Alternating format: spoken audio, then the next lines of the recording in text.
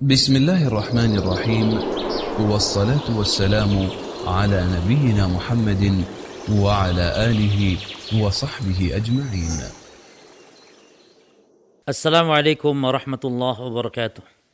Alhamdulillah rabbil alamin wa sallallahu wa sallam wa baraka ala nabiyyina Muhammadin wa ala alihi wa ashabihi wat tabi'in wa man tabi'ahum bi ihsanin ila yaumiddin wa sallama tasliman katsira, amma ba'd. Ikhwani fid din wa akhwati fillah, para pemirsa rahimani wa rahimakumullah.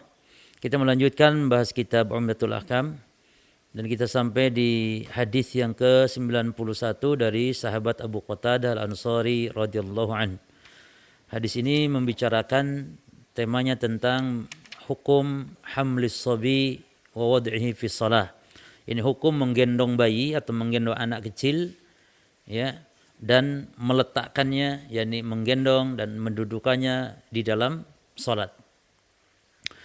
Berkata al-muallif rahimahullah taala, an Abi Qatadah, dari Abu Qatadah. Abu Qatadah ini nama aslinya Al-Haris bin Rib'i, ya. Al-Haris bin Rib'i. Cuman dikenal dengan kunyahnya itu Abu Qatadah.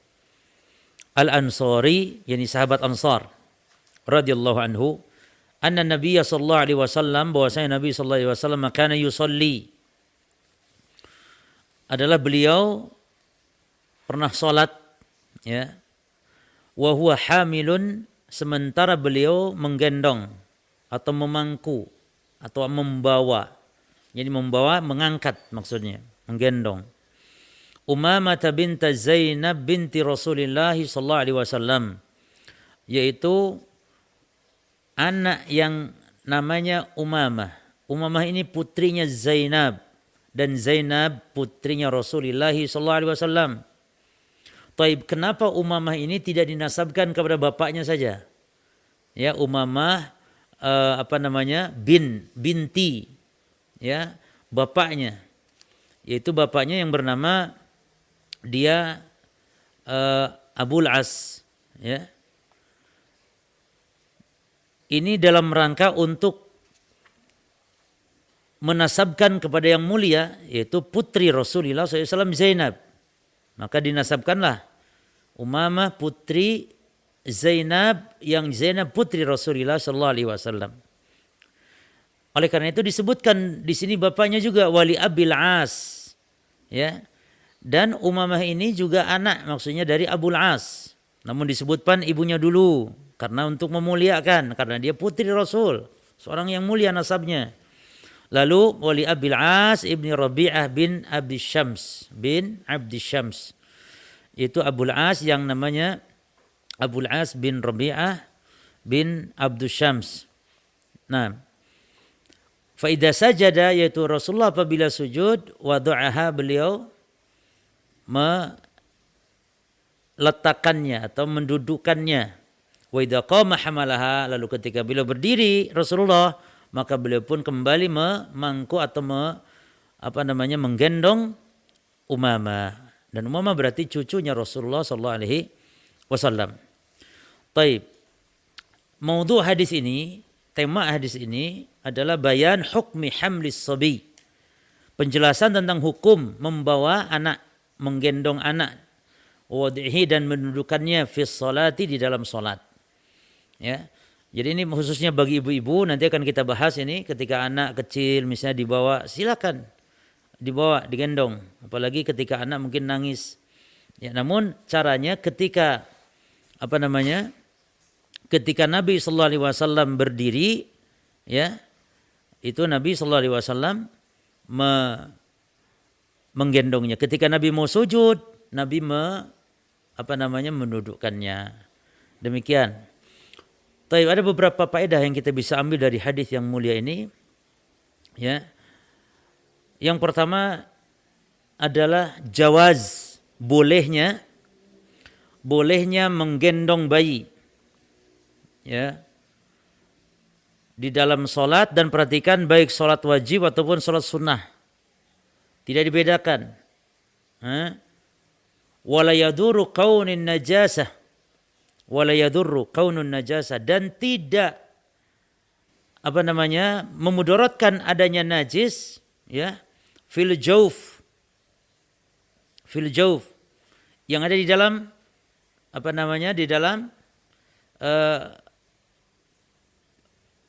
di dalam perut atau misalnya di dalam badan bayi tersebut ya, karena tidak keluar. Tapi kalau keluar misalnya bayi itu ada pampers ya, keluar dari tubuhnya ya, maka itu termasuk ada najis, sehingga kita harus menghindari.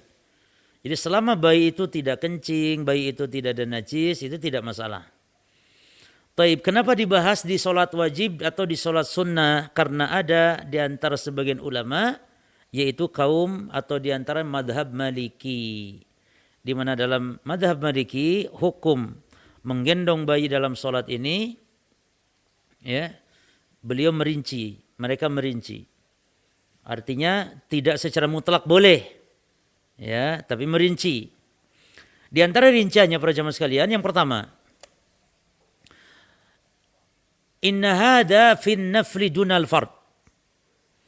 Jadi bolehnya menggendong bayi kata madhab Maliki itu hanya di dalam sholat nafilah saja, bukan sholat fardu. Ya. Namun ini pendapat yang lemah. Maka kita katakan yang benar menurut jumhur boleh mutlak, baik sholat wajib, baik sholat sunnah. Ya, dan ini umum baik Rasul ataupun kita boleh, dan bukan kekhususan Rasulullah SAW saja.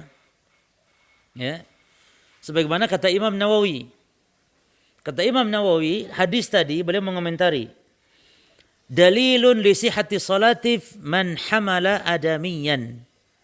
Hadis tadi, hadis Abu Qatadah tadi di mana Nabi menggendong Umamah ya binti Zainab, itu menunjukkan sahnya salat bagi orang yang menggendong, perhatikan, adamiyan au hayawanan. Menggendong manusia ataupun hewan bahkan. Salat bawa kucing, ya. Tapi salat gendong anjing. Oh, naudzubillah min dzalik. Ya, salat bawa kucing. Kata Imam Nawawi, adamiyan au hayawanan. Baik adami ataupun hewan. Ya. Namun syaratnya apa? Tahiran. Suci. Jadi baik adami ataupun hewan juga suci, harus, ini syarat. Ya. Apa contohnya? Seperti burung, min tairin wa syatin wa ghairihima, kucing. Ya, syah yani kambing, mungkin anak kambing dipegang, tidak masalah. Ya. Taib. Wa anna siyab as-sibyan, kata Imam Nawawi, perhatikan. Dan bahwasanya siyab, ya, pakaian atau bajunya sibyan anak kecil tersebut, ya, wa ajsadahum, dan jasadnya tahirah, suci. Ya. Sehingga yakin betul ada najis, baru itu tidak boleh. Ya, kelihatan misalnya anaknya keluar kotoran, ada di pemper ngumpul, ya itu berarti kita sholat bawa kotoran, nggak boleh. Ya. Taib. Wa annal fi'lal, terus wa annal fi'lal qalil. Nah, ini nanti akan kita kaji lebih dalam insyaallah. Ya, ini gerak ya dalam sholat, yang gerak itu sedikit, la yubtilus sholat, tidak membatalkan sholat. Kan yang namanya gendong anak, diturunkan, digendong lagi, diturunkan, digendong lagi, ini kan gerak. Nah, gerak-gerak seperti itu la tubtilus sholat, tidak membatalkan sholat. Nah, wa annal af'ala idza ta'addadat, perhatikan kata Imam Nawawi, dan gerakan-gerakan walaupun banyak, ya, walam tatawala bal tatafarraqat la tubtilus shalah, ya, yang tidak berturut-turut, gerak banyak tapi tidak berturut-turut, itu tidak membatalkan sholat walaupun banyak. Yang bisa membatalkan itu berturut-turut, ikhwan. Dari awal misalnya terus gerak ini, gerak situ, kayak muter sini, kepala ke sini, gerak kaki ke atas, ini ke bawah, di congkelnya jam, diputer jamnya, ya itu kayak orang joget, bukan sholat lagi. Ya. Jadi walaupun banyak gitu, tapi tidak berturut-turut, maka itu tidak membatalkan. Nanti akan kita rinci insyaallah. Dan juga banyak faedah, ya, kata Imam Nawawi, dalam hadis itu pun menunjukkan tawadhu'nya Rasulullah bersama anak kecil. Ya. Taib. Jadi kasih sayang Rasul SAW kepada anak kecil. Nah, taib. Dan kita ambil beberapa faedah insyaallah. Yang kedua sekarang. Kata madhab Maliki, ya, kita masih bicara madhab Maliki ini. Kata madhab Maliki, hadis itu khusus untuk Rasul saja. Nah ini. Jadi bolehnya menggendong anak itu bukan untuk kita, tapi khusus itu untuk Rasul saja katanya. Khususiyah Nabi. Dan ini kalam mardud. Ini tertolak. Karena perhatikan, mengatakan ini khususiyah Nabi itu yahtaju ila dalil. Ya. Mengatakan ini khususiyah Nabi, ini butuh kepada dalil. Sementara dalilnya yang mengatakan ini khusus Nabi enggak ada. Maka kembali kepada kaidah asal bahwasanya semua perbuatan Nabi adalah merupakan qudwah bagi umatnya. Mana dasarnya? Laqad kana lakum fi Rasulillahi uswatun hasanah. Adapun kalau ada dalil khusus memang wajib kita untuk mengkhususkan, seperti nikah lebih dari 4 itu khusus. Seperti Nabi haram makan zakat itu khusus. Ya. Kalau kita enggak boleh mengharamkan makan zakat, bagi kita halal. Karena itu khususnya Nabi. Nah. Terus yang ketiga kata mereka, hadis tadi dibawa kepada pemahaman ini sudah dimansukh. Ya. Mansukh. Jadi bolehnya gendong anak itu sudah dihapus katanya hukumnya. Jadi sekarang enggak boleh lagi. Dihapus dengan diperintahnya kita untuk khusyuk dalam sholat, enggak boleh gerak. Ini keliru karena yang tegas mansukh itu tidak ada. Ya. Sebagaimana kata Imam Nawawi, wa qulu hadhihi da'awi, semua klaim tadi yang 3 ya, apa tadi yang pertama? Ini khusus sholat sunnah, bolehnya gendong anak itu khusus sholat sunnah. Yang kedua apa tadi? Ini khususan Nabi katanya gendong anak itu. Yang ketiga, gendong anak boleh itu sudah dihapus. Ini semua kata Imam Nawawi batilatun mardudatun. Klaim ini semuanya batil, tertolak. Kenapa? Fa innahu la dalila 'alaiha. Karena enggak ada dalilnya. Yang menyatakan ini khusus salat sunnah tidak ada. Yang mengkhususkan untuk Nabi juga enggak ada dalil. Apalagi yang menghapus ini, tidak sembarangan main hapus-hapus hukum. Ya.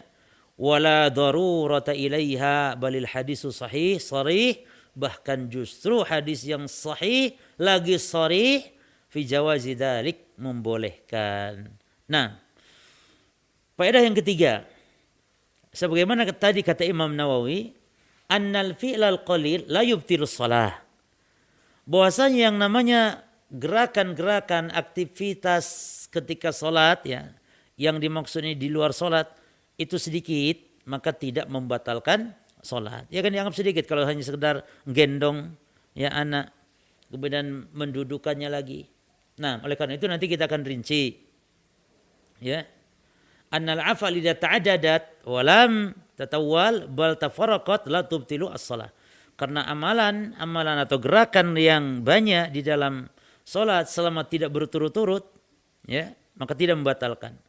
Baik, maka hukum ya macam-macam gerakan atau hukum gerakan dalam salat ada beberapa macam hukum. Nah, judulnya macam-macam gerakan di dalam salat serta hukumnya. Ya itu kan antum mesti judul gitu. Macam-macam gerakan di dalam salat, yang dimaksud gerakan ini gerakan di luar salat ya.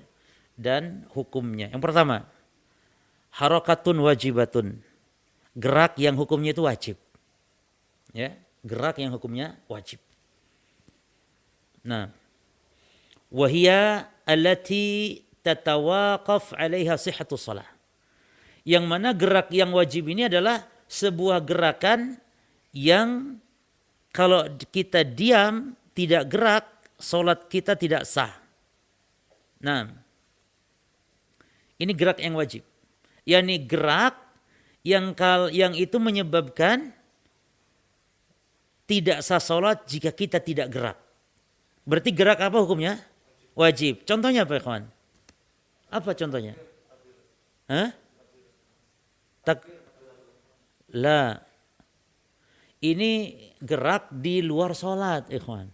Paham enggak ini gerak? Gerak apa yang maksud? Di luar salat. Ya.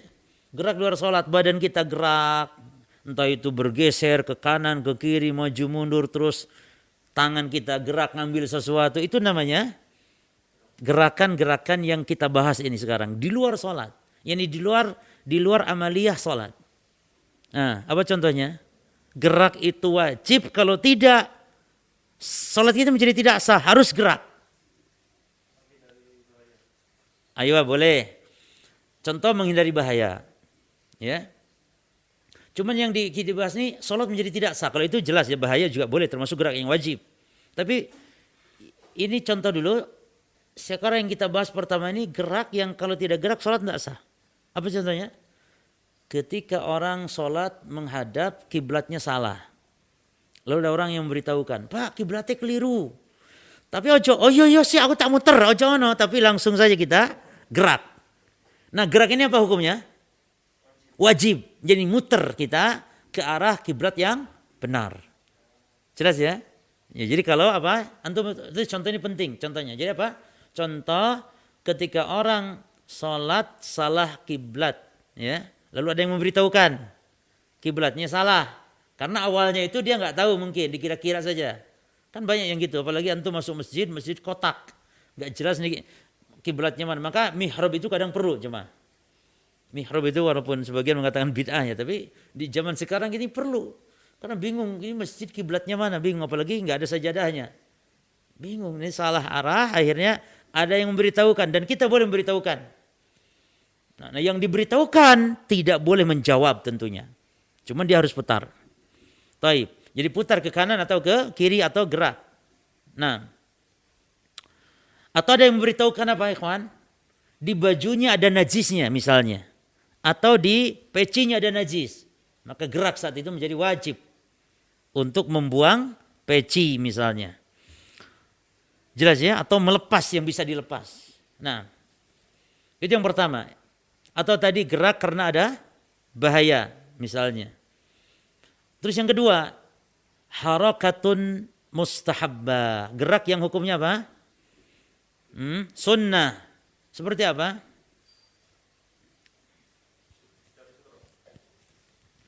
Nah, bagi yang mengatakan sutrah apa? Karena ada khilaf ulama tentang sutrah ya ikhwan. Nah kita harus lapang dada di sini ya. Sebagian ulama mengatakan wajib sutrah itu. Jadi berdosa orang kalau sholat tidak pakai sutrah. Dan maksud sutrah ini bagi siapa? Dua.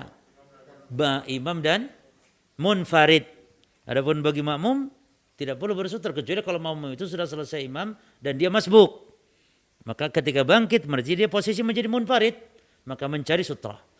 Nah bagi yang mengatakan sutrah wajib, maka gerak itu apa hukumnya?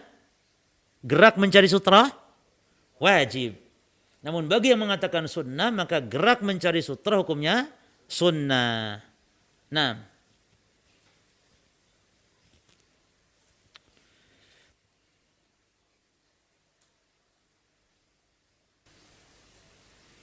apalagi contoh yang sunnah ikhwan. Ketika sholat berjamaah misalnya. Terus antum ruku, pas ruku baru tahu ternyata shaf antum tidak lurus, terlalu maju, maka antum gerak. Apa hukum geraknya itu? Sunnah. Ya. Banyak contoh-contoh yang lain. Nah, yang ke berapa? Yang ketiga al-harakah al-mubahah. Gerak yang dimaksud dalam salat gerakan yang mubah. Yani al-harakah al-yasirah lil hajah. Gerak yang ringan saja untuk apa? Untuk ada hajat. Atau gerak yang banyak lid darurah. Atau gerak yang banyak karena darurat. Nah ini gerak-gerak seperti ini mubah hukumnya. Ya. Misalnya orang sedang sholat, ya, di tempat yang dia tidak nyadar ternyata AC terlalu kenceng misalnya. Kenceng AC dan dia nggak tahan. Boleh ndak gerak? Gerak saja jauhi AC atau mundur. Karena dengan itu ndak khusyuk, kita terganggu dengan AC justru. Ya. Maka itu gerak yang apa hukumnya? Gerak yang mubah saja bagi dia. Nah, atau sebaliknya dia malah kepanasan. Ya, cari yang mendekat ke AC misalnya. Atau panas maksudnya Maksudnya panasnya memang dia nggak tahan ya kawan. Bukan berarti panas sedikit gerak. Karena boleh gerakan dalam salat kan. Terlalu bebas bergampang-gampang ya nggak boleh gitu loh. Taib jelas ya? Atau mungkin membenarkan jamnya yang kurang lurus tidak masalah, gerak-gerak yang mubah. Maka gerak yang mubah ini kaidahnya atau dobitnya adalah al-harakah al-yasirah lil hajah. Ini kaidahnya, gerak yang mubah ini. Al-harakah al-yasirah lil hajah wa al-katsirah lid darurah. Gerak yang ringan ketika ada hajat atau memang geraknya itu banyak namun karena darurat seperti tadi. Ya. Gerak yang mubah ketika bayi ya butuh digendong, butuh didudukan, tidak masalah. Yang keempat terakhir ini namanya al-harakah al-muharramah. Gerakan yang haram. Perhatikan gerakan yang haram. Yaitu al-harakah al-katsirah. Gerakan yang banyak. Li ghairi darurah. Tanpa adanya keperluan. Lalu mutawaliyah. Mutawaliyah, apa mutawaliyah? Terus berturut-turut, banyak gerak, nggak ada keperluan. Ya jelas seperti apa orang sore ini? Orang kayak joget dalam sholat berarti, terus gerak, nggak diam, terus nggak ada keperluan. Ya, nah, ini gerak yang yang haram, yaitu apa? Dobitnya apa? Al-harakah al-katsirah li ghairi darurah wa mutawaliyah. Nah, apabila terkumpul tiga ini, ya. Maka geraknya haram dan sholatnya batal. Sholatnya batal. Apa tiganya tadi kawan? Geraknya banyak, terus tanpa ada hajat kebutuhan, terus menerus. Nah, kalau terkumpul tiga-tiganya ini, maka shara sholatuhu muharraman wa sholatuhu batilan. Geraknya haram dan sholatnya batal. Terus saya kira cukup insyaallah. Faedah yang kelima keenam berkaitan akhlak Nabi sallallahu alaihi wasallam.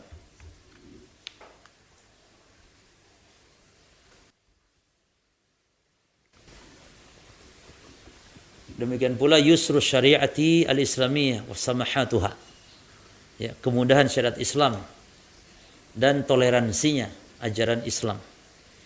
Nah, taib al-hadis Ar-Rabi' Asyar, hadis yang ke-14 ya, dari hadis berkaitan tentang salat. Hadis yang ke-92.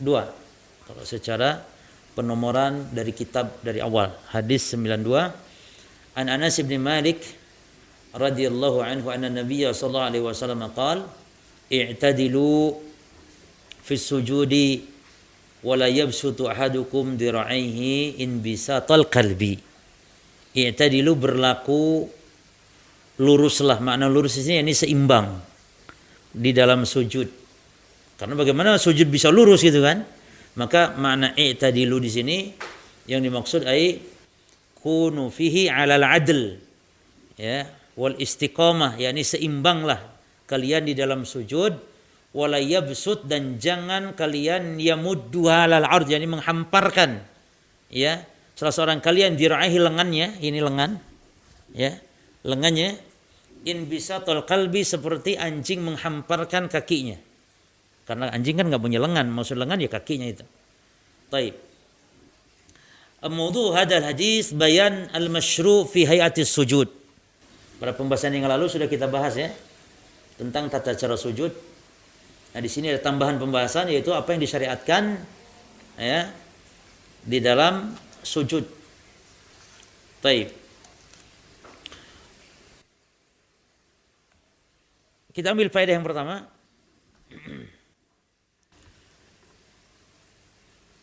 Yukrah lil musalli, makruh bagi orang salat. Makruh ya jemaah ya, tidak sampai yakni haram apalagi batal, enggak. Makruh, dibenci, jelek sekali. Ya, orang yang salat menghamparkan lengannya, menempelkannya ke mana ini? Ke tanah atau ke tempat sujud kita. Makanya Nabi mengatakan idza sajadta farfa' mirfaqai. Ya, apabila engkau sujud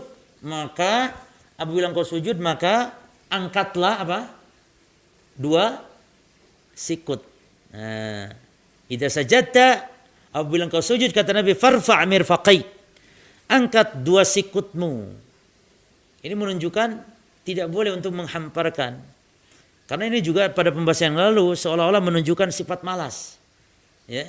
Tapi kalau diangkat menunjukkan sifat kesemangatan dalam ibadah, itu terpuji. Ini sudah pada pembahasan yang lalu. Yang kedua, anna hadzal amal makruh. Amalan ini makruh, yakni menempelkan lengan ke lantai atau ke bumi ketika sujud. Ini adalah makruh menurut madhab jamahiril ulama. Menurut madhab mayoritas. Yaitu Al-Hanafiyah, Al-Malikiyah dan Syafi'iyah. Ya. Makruh menurut tiga madhab. Hambali, Hanafi, Maliki dan Syafi'i. Ya. Dan juga termasuk Hanabilah, Imam Ahmad bin Hanbal. Ini jamahir ulama. Ada di antara ulama memang yang apa artinya, yang mengharamkan. Seperti imam madhab atau madhab dohiri. Kalau imam dohiri itu selalu pada dohir-dohirnya nas, sehingga dihukumi setiap larangan haram pokoknya. Itu. Padahal dilihat sebenarnya nanti konteksnya, bisa jadi asalnya larangan yang konsekuensi haram, namun bisa jadi berubah dari haram menjadi hanya makruh saja. Taib. Faedah dari hadis yang keempat adalah al-hikmah minan nahi an hadhihi surah. Hikmah larangan dari bentuk sujud seperti ini, yaitu menghamparkan lengan ke lantai sampai menyentuh. Kata Imam Nawawi, wa raf'ul mirfaqaini 'anil janbaini wa raf'il batni 'anil fakhidhain fi sujud. Kata beliau, mengangkat dua sikut ya dari badan kita dan mengangkat perut kita dari paha, jadi menjauhkan ini dalam sujud. Wa maqsudu ahadits al-bab, maksud dari hadis ini apa? Yang bagi lisajid an yada' kaffaihi 'alal ard. Jadi tujuannya agar yang sujud itu meletakkan telapak tangannya wa 'alal ard wa yarfa mirfaqaihi 'anil ard, dan mengangkat sikut dari tanah atau dari lantai, dari bumi, ya. Raf'an balighan, perhatikan, mengangkat yang berlebihan. Ya, itu sunnahnya seperti itu. Bihais yadhar batinu ibtai. Kemarin sudah kita bahas. Agar ketiak itu nampak, gitu ya. Itu nampak. Ini hada adabun muttafaqun ala istihbabihi. Ini adalah adab dalam salat yang sepakat hukumnya mustahab. Ya. Jadi tidak wajib itu jemaah. Jadi orang kalau sujudnya begitu pun ya sah. Namun meninggalkan pahala yang besar. Kalau yang namanya ini disebut istihbab atau mustahab atau sunnah, ini maksudnya dia berpahala. Maka kata beliau, falau tarakahu, ya, kana musian murtakiban. Kalau meninggalkannya maka dia jelek, perbuatan buruk, namun salatnya tetap sah. Ya, wa an-nahyu litanzih wa salatu sahihah. Dan larangan ini hanya untuk menunjukkan larangan makruh saja, dan salatnya tetap sah. Wallahu a'lam. Kata Imam Nawawi, wallahu a'lam. Nah, lalu kata Imam Nawawi, wal hikmahnya apa? Annahu ashbah bit tawadu. Perhatikan yang pertama. Hikmahnya dia lebih menunjukkan kepada sifat rendah hati. Kalau sujudnya begini. Beda dengan sujud seperti ini. Kayak orang apa ya? Malas-malasan dan menunjukkan sifat melawan. Tapi begini dia tunduk di hadapan Allah, ya, diangkat ketiaknya. Beda dengan gini, kayak orang yang malas-malas. Lihat orang-orang yang nampak sombong angkuh, lihat, ya, makannya gini, makannya. Tapi lihat orang yang tawadu makan biasa, pegang dia. Dikit-dikit, pegang ini. Kalau ngasih uang, Pak berapa Pak? 10.000. Ini Pak uangnya Pak. Jijinya. Tidak boleh gitu kan? Dalam sholat juga sama. Ya, jadi itu hikmah yang pertama. Apa yang kata Imam Nawawi? Ashbah bit tawadu. Nah, yang kedua, ablag fit tamkinil jabhah. Supaya jidat atau dahi ini lebih nancap. Jadi lebih mantap gitu. Wal anf, demikian pula hidung. Coba antum kalau sujudnya ini diangkat sikut, ya, dijauhkan perut dari paha ini. Makanya rata-rata orang yang sudah paham sunnah itu jidatnya mesti apa? udah ngaji 6 bulan misalnya, tiba-tiba jidatnya langsung hitam. Itu karena dia langsung mempraktekkan sujud kayak gini. Coba lihat, dulu dia sujudnya begini. Pas sudah ngaji, lihat kawan-kawannya, kok ngono sujud ya? Wis melo-melo wis pokoknya. Dia belum baca kitab sifat sholat Nabi, belum. Tapi ngikut kawan-kawannya. Ternyata langsung pengaruh jidatnya. Lihat ikhwan yang sudah ngaji. Jadi itu bukan digosong-gosongin pakai pakai wajan gitu, bukan. Itu memang kalau sujud diangkat begini, ikhwan, diangkat. Kata Imam Nawawi apa? Dia ablag fit tamkinil jabhah. Dia akan lebih nancap, lebih mantap dalam meletakkan dahi wal anf dan juga hidung. Cuman hidungnya setiap yang sudah ngaji begini hidungnya jadi pesek gitu karena tertekan? Tidak. Ya hanya jidatnya atau dahinya yang dia hitam. Nah, taib. Lalu yang ketiga hikmahnya wa ab'ad min hayatil kusala. Ya. Dan menjauhkan dari sifat malas, ya, atau bentuk orang pemalas. Nah, fa inna al mutabassit, ya, terus yang ke berapa? Yang keempat, ya. Hikmahnya apa yang pertama ya, kawan?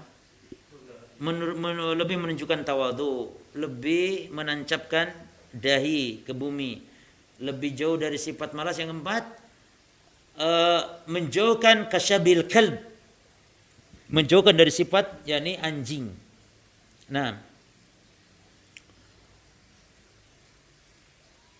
lalu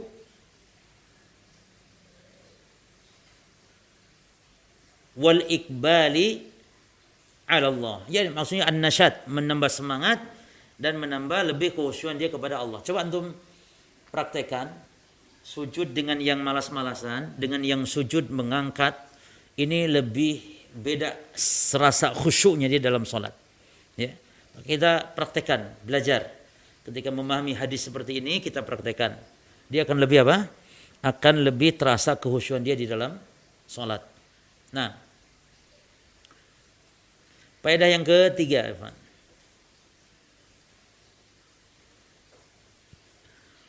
Faedah yang ketiga dari hadis yang mulia ini, al-qiyas ala mas'alati tashabbuh ar-rijali bin nisa wal aqs. Ya. Dalam hadis ini adalah dikiaskan juga terhadap masalah laki-laki yang menyerupai wanita, demikian pula sebaliknya. Karena dalam hadis ini dilarang bertasyabuh dengan apa? Dengan anjing, binatang secara umum. Jadi tasyabuh itu kita dilarang, satu, tasyabuh bil kuffar, ya. Yang kedua, tasyabuh bi ahlil fusaq. Tasyabuh dengan orang-orang fasik walaupun orang Islam. Walaupun orang Islam, tapi dikenal itu adalah perbuatan khas orang-orang fasik, orang Islam jangan mengikuti orang Islam tersebut. Itu tasyabuh bi ahlil fusaq. Makanya kalau misalnya para artis itu kan, ya, secara umum gaya dan yang semisal itu nggak boleh ditiru oleh orang-orang Islam sendiri walaupun artis itu orang Islam. Misalnya artis apa? Pakai anting sebelah. Muslim dia. Meniru kenapa pakai anting sebelah? Ya karena artis pakai anting sebelah. Berarti pakai anting sebelah itu hukumnya tasyabuh dengan orang-orang fasik yang haram. Ya. Kan sekarang banyak pakai baju ditirunya baju artis. Pakai apa? Pokoknya lihat artis, rambutnya. Artis itu ahli fusak secara umum. Yang ketiga tasyabuh itu bil arabi. Ya, tasyabuh dengan Arab gunung itu dilarang. Hukum asalnya enggak boleh. Ya. Arab gunung yang tabiatnya kasar, wataknya. Jadi enggak boleh. Yang berikut dengan syaitan, tasyabuh bis syaitan. Kebiasaan contohnya misalnya syaitan makan tangan kiri. Tidak boleh. Setan suka duduk di tempat antara teduh dan panas, contoh. Setan suka pakai sendal sebelah, itu tasyabuh bis syaitan. Yang berikut tasyabuh bi al-haywanat. Tasyabuh dengan hewan-hewan, ya, apalagi yang berkarakter jelek. Seperti dikenal seperti anjing dan semisal. Salat seperti burung matuk makanan gitu kan? Tasyabuh dengan hewan. Terus yang berikut tasyabuh dengan taib. Demikianlah macam-macam tasyabuh. Ya. Kafir, ahlul fusaq, syaitan, al-haywanat, Arab gunung. Taib. Adapun tasyabuh dengan adat kebiasaan, ya kawan, para ulama merinci. Kalau adat kebiasaan itu memang orang kafir, ya tentu terlarang. Tapi kalau adat kebiasaan itu orang Islam yang dia tidak bertentangan, maka tidak masalah. Ya. Seperti pakai belangkon. Boleh enggak pakai belangkon? Enggak disebut tasyabuh. Yang terlarang karena belangkon adalah adat orang mana? Orang Jawa, adat dan orang Jawanya orang Islam dan tidak bertentangan. Enggak haram pakai belangkon. Ya. Mungkin tasyabuh pakai belangkon, tasyabuh dengan dukun. Kita katakan enggak. Sekarang dukun pakai peci putih. Ayo, enggak ada dukun pakai belangkon. Jadi boleh orang Islam pakai belangkon. Nah, benar bangklon atau belangkon? Belangkon. Nah.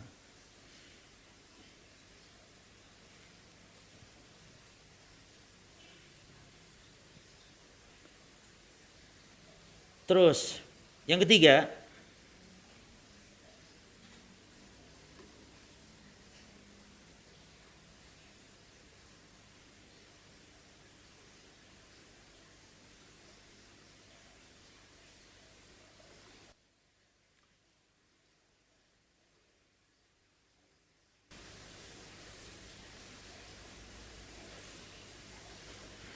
ba'dul umur allati manhi an fi'liha li'annahu tashabbuh bil haywan.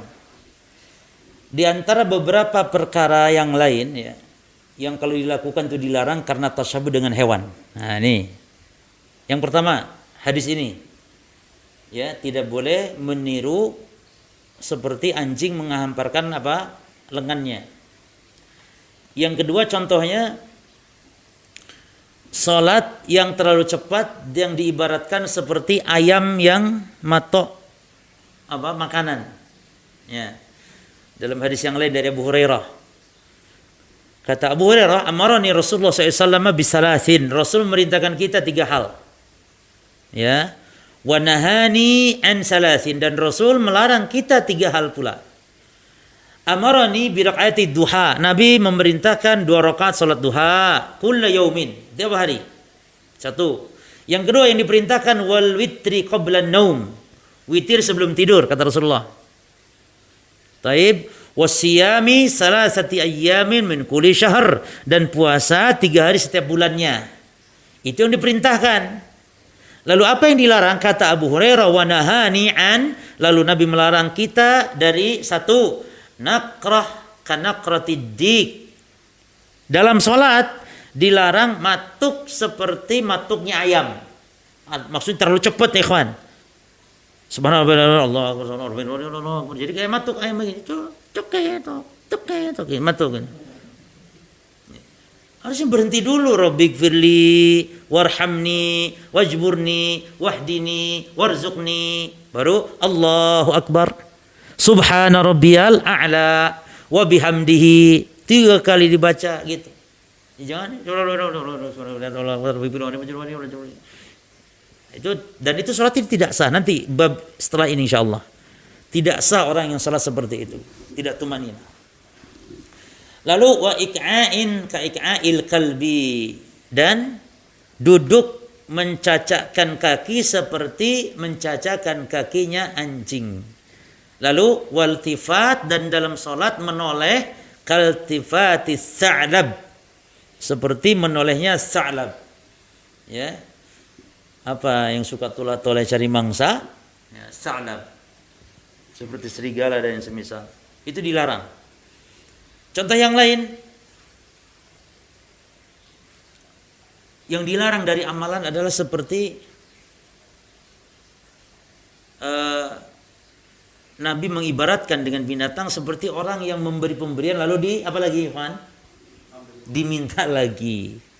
Ya subhanallah ya. Kata Nabi SAW, jangan kalian mengambil pemberian. Fa innal a'id fi haibatihi kal kalb ya'udu fi qai'ih. Karena yang meminta kembali pemberian, hibah itu pemberian, kal kalb seperti anjing yang ya'udu fi qai'ihi atau fi qai'ihi, seperti anjing yang menarik lagi air ludahnya. Diibaratkan anjing lagi. Yang ditelan kembali itu apa? Air ludah lagi. Sudah jelek ke anjing pula, ke hewan pula gitu. Ini tapi boleh kalau orang tua memberi kepada anaknya misalnya mobil atau kendaraan atau apa saja. Lalu moro-moro, nak, aku bapak mikir butuh wis tak jaluk mana yo. Itu ndak apa-apa nih aneh orang tua kepada anak. Ya, tapi kepada orang enggak boleh. Taib. Maka kata Nabi dalam hadis al-a'id fi haibatihi kal kalbi ya'udu fi qaihi laysa lana mithlu su. Nah, intinya tidak diperbolehkan. Taib. Yang keempat, seperti apa contohnya? Nabi melarang dalam sholat berjamaah di masjid yang tempatnya itu selalu di tempat itu saja. Nah, Nabi larang itu seperti onta. Ketika onta menderum, onta itu kalau sudah itu tempatnya dan itu jadi kandangnya onta, ya itu di situ terus dia. Maka Nabi mengatakan tentang orang yang yuwatin ar-rajul, Nabi melarang orang untuk menempatkan al-makan tempat fil masjid di masjid, ya, kama yuwattinul ba'ir, seperti unta menempatkan tempat. Nah, jadi tidak boleh begitu. Jadi harus, bahkan sebaiknya seorang muslim di masjid itu berpindah-pindah ya kawan, karena akan jadi saksi kelak di hari kiamat. Jangan dari dulu di pojok ini saja, sampai-sampai orang itu tidak berani. Ketika ada orang yang menempati tempat ini sampai jangan, ini tempatnya Pak Haji Zakaria, engkau marah-marah dia. Gak berani orang, kadang biarkan kosong. Ya, lebih buruk lagi kalau ada orang ke masjid nempatin memboking tempat pakai sajadah. Dia pulang ke rumah, orang tidak bisa duduk. Tiba-tiba dia datang paling akhir langsung duduk di depan. Ini tidak boleh. Ya. Nah, jadi itu contohnya seperti unta. Lalu terakhir contoh seperti apa? Nabi mengibaratkan keledai kepada siapa? Orang yang bercakap-cakap atau ngobrol di hari Jumat pada saat imam sedang berkhutbah, pada saat khatib sedang berkhutbah. Ya, kata Nabi SAW, man takalam yaumal Jumat, siapa yang ngobrol hari Jumat, maksudnya imam ketika sedang berkhutbah, wal imam yakhtub, fahuwa kamasalil himar yahmilu asfara, diibaratkan seperti keledai yang memikul kitab-kitab. Ya, waladhi yaqulu lahu ansit, dan orang yang mengatakan kepada temannya tadi diamlah, laisa lahu jum'ah, maka dia tidak mendapatkan pahala salat Jumat. Maka yang ngobrol itu biarkan saja. Dan boleh kalau khatib, ya, boleh kalau khatib yang yang menasehatinya, yang menegurnya, dibolehkan kalau bagi khatib. Ya. Tapi bagi sama jamaah biarkan. Nah, dan orang yang ngobrol tadi diibaratkan keledai, dia memikul kitab. Ya, dia dengar khutbah namun enggak bermanfaat. Nah, taib, ya demikian diantara dua hadis, dan kita baru nanti masuk ke bab tentang tumakninah di dalam sholat. Ini di bab yang penting, ya. Tumakninah adalah rukun diantara rukun sholat. Taib.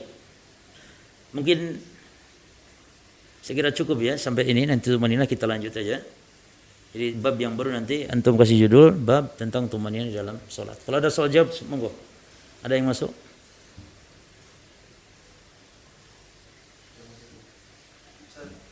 Tadi yang tasyabuh dilarang itu kan tasyabuh kepada binatang. Sementara kalau misalnya kita main sama anak-anak kita, kadang itu kita main juga tidak. Apakah itu tidak tasyabuh menyerupai kepada binatang? Taib. Ada pertanyaan, ketika kita dilarang tasyabuh dengan binatang, jadi dengan hal-hal yang buruk ya dari binatang, apakah ketika kita main kuda-kudaan dengan anak-anak ya dan keluarga, apakah juga itu dilarang? Maka jawabannya, kalau untuk hal permainan seperti itu dalam rangka untuk menghibur anak-anak kita, justru juga Rasul juga seperti itu, ya, meniru-nirukan binatang, misalnya dengan Aisyah radhiyallahu anha, ketika Aisyah bermain-main dengan kuda yang kuda ada sayapnya, maka di situ tasabuh dengan binatang, maka itu tidak dipermasalahkan ketika kita bermain atau kita ya naik di kita memposisikan mungkin sebagai kuda, ya anak kita naik di atas, itu tidak menyerupai. Yang dimaksud adalah menyerupai perilaku dalam perbuatan kita, ya, seperti binatang. Contohnya seperti tadi, ya, menyuruh dalam sholat yang harusnya tumaninah malah cepat-cepat seperti ayam makan makanan. Dalam sujud ya seperti pemalas, dan juga itu seperti anjing misalnya. Itu yang dimaksudkan. Adapun kita berjalan ya naik kuda-kudaan, maka itu tidak masalah karena para sahabat juga demikian kalau mereka bermain-main dengan keluarganya. Nah, demikian. Ada? Ya.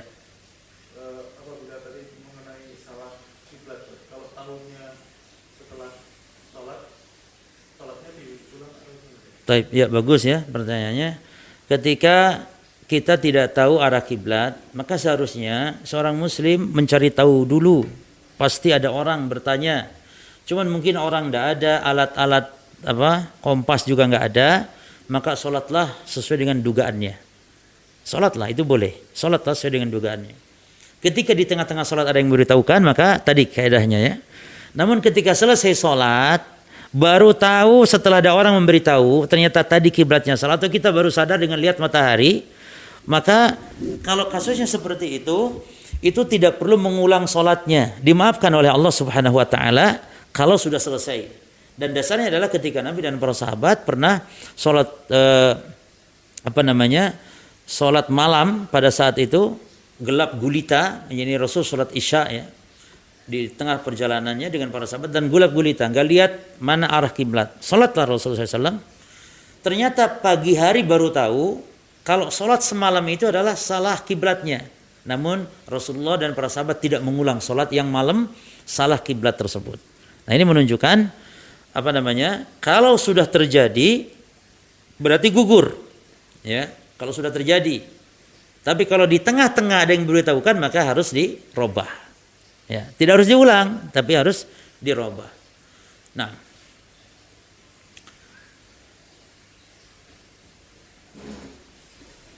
ahlan Ustaz, fadhal. Ayakumullah. Baik, barakallah. Sudah? Enggak ada lagi? Kita tutup. Baik. Demikian yang bisa kita sampaikan.